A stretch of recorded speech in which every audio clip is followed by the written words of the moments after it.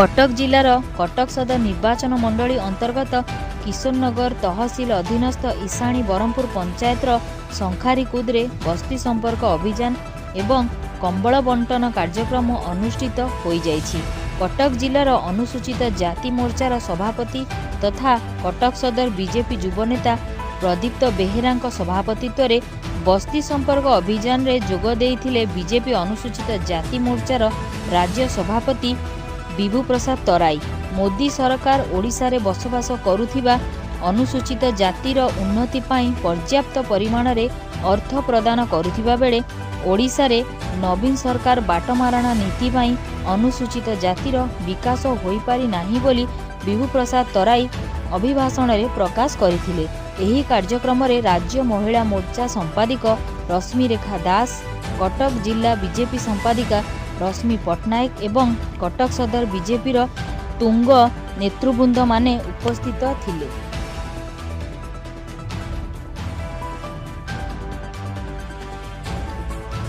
सुकांत विश्वाल,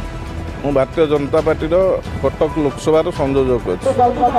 अनुसूचित जाति केवल नुह, अनुसूचित जनजाति भी कहले अत्युक्ति हेनी। ये समाजर जो पछ धाड़ी लोक मानकर अवस्था बुझापी आम दल विभिन्न प्रकार आमर अनुसूचित जातिर नेता मान दायित्व देती। आज कटक सदर निर्वाचन मंडल ईशाणी बरहमपुर पंचायतर शंखारीकुदर जो बस्ती अच्छी ताकू अनुधान करने एठाकर आमर युव नेता श्रीजुक्त प्रदीप बेहेरा नेतृत्व में आम एक प्रतिनिधि दल आसलु। आउ जो विषय बस्ती रे थिबा लोक मानक बा समाजर सबुठु पछरे थिबा जो वर्ग सेमानंकर कौन उन्नति होती देखा आसलु। वास्तव में आपण मैंने भी समाजर चतुर्थ स्तंभ आपण मैंने जो ठिया खंडे रोड ना ये जो महिला माने माँ माने मौसा मैंने आसते प्रधानमंत्री आवास योजनार घर आदौ उपलब्ध ना, साइक रोड ना, पानीय जल जोटा जल जीवन मिशन माननीय मोदी आकांक्षी प्रोजेक्ट सेठी उपलब्ध हवा संभव हैनी। एपटे मुख्यमंत्री कहते 4.5 कोटी ओडिया मो परिवार कौन आज ये शंखारीकुदर जो हरिजन बस्ती अच्छी परिवार भितर 4.5 कोटी ओडिया लोक भितर जाऊना ताले समस्त सरकारी सुविधारू एमाने वंचित होती कहीं। आपण माध्यम आम राज्य सरकार दाबी करुचु केंद्र सरकार जिते गुड़ी योजना अच्छी जनकल्याणकारी योजना ताहा ये बस्ती बासिंदा पाखे बा ये अनुन्नत अवस्था थिबा जनसाधारण पाखे पहुँचू जीवन धारण विकास हो यहाँ आमर आपण माध्यम दाबी। प्रदीप कुमार बेहेरा बीजेपी कटक जिलार अनुसूचित जातिर सभापति। आपण मैंने देखुथिबे आज आमर कटक सदर ईशाणी बरहमपुर ब्राह्मण भूमिया जगह जोटा शंखारीकुद कहुचे। एक्चुअली ये जगार अनुसूचित जातिर बहु संख्यक रोचन बसवास करुछंती, किंतु आपण मैंने देखुथिबे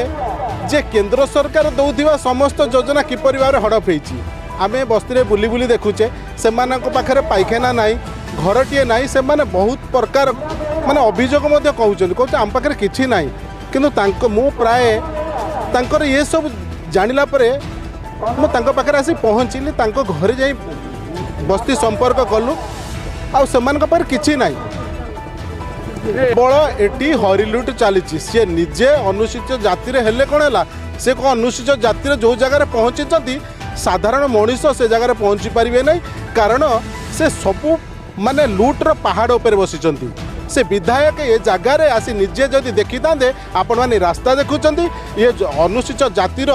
जो बस्ती अच्छे ताकू अनुध्यान करती तापर जानतु कौन ताको मन भीतर आसूची।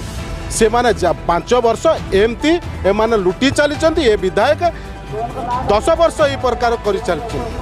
किंतु तार ठीक भाव में तदंत कले जना पड़िबो जे किए केते पानी रे लुट की रखिचंती।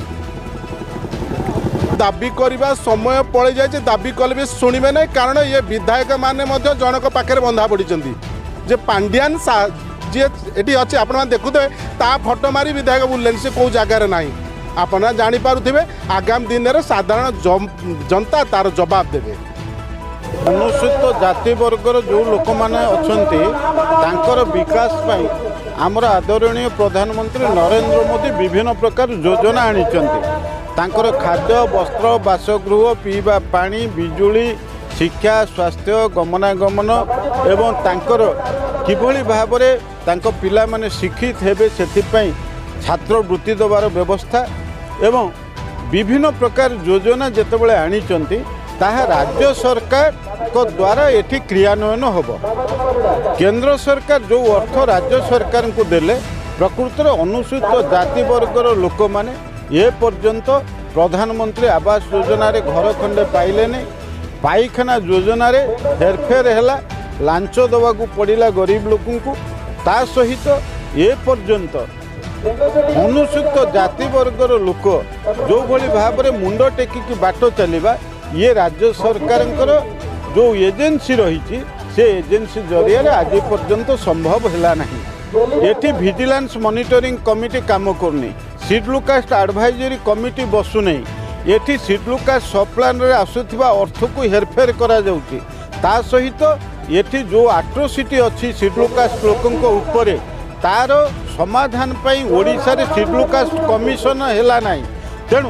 केंद्र सरकार जो योजना गुड़ी को आणुचंती राज्य सरकार ताकू ठिकणा भाव में कार्यकारी न करिबा कारणरू ए पर्यंत अनुसूचित जाति वर्गर लोकंकर ठिकणा भाव में विकास हो पारु नाही। आज आमे जो कटक सदर निर्वाचन मंडल के आसीचु आमर एठिकार स्थानीय नेता प्रदीप बेहरा नेतृत्व में ये कार्यक्रम बस्ती संपर्क अभियान कार्यक्रम अनुष्ठित होइछि एवं सेथिरे दलित मानक भितरे किभली भाव में चेतना तैयारी होबो एवं दलित मानकू बीजेपी किभली भाव में लाभ दे पारिबो, तांको समस्यार समाधान करि पारिबो, सेथिपई ये सभा समिति आम बीजेपी तरफरु करा जाउछि। तेणु प्रदीप बेहरा जी आमर जिला अनुसूचित जाति मोर्चार सभापति अच्छी आज ये गरीब लोक ये शीत दिने किभली